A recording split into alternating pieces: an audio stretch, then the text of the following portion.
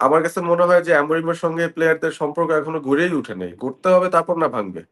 So বিষয়টা এরকম যে ওরা খেলতে নামে, বেতন নিয়ে চলে যেতেছে, এরকমই একটা সিচুয়েশন। কারণ I never see anyone speaking very strongly about him, negative কিছু বলে না, বাট খুব যে স্ট্রংলি ডিফেন্ড করতেছে ফাটায় এসে যে না he is the man, I know he is the man, ও আমাকে অনেক কিছু শিখাইছে, ও আমাকে ইন্সপায়ার করছে, এই টাইপের প্যাশনেট কোনো কথাবার্তা কিন্তু শুনি নাই কারো কাছ থেকে, কোনো প্লেয়ারের কাছ থেকে শুনি নাই। বাট ম্যাকগুয়ারের একটা ইন্টারভিউ রিসেন্টলি তুমি দেখছো কিনা, আমি প্রিটি মাচ শিওর দেখছো, ওলে গানারকে নিয়ে সে যেই কথাটা বলছে আর কি, আমি রিটায়ার করার পরে আমি যদি বলি কোনো একটা ম্যানেজার আমাকে ইমপ্রুভ করছে বা আমাকে ইন্সপায়ার করছে, দ্যাটস ওলে গানার সোলশায়ার। সো কিছু ছাপ রাখার বিষয় থাকে। আমার মনে হয় অ্যামোরিম ধরতেই পারে নাই স্কোয়াডটাকে, সে স্কোয়াড হারাবে কেমনে, যেটা নাই তোমার কাছে সেটা আর হারানোর কিছু নাই এখানে। সো আমার মনে হয় অ্যামোরিমের সিচুয়েশন রাইট নাও এই জায়গায়।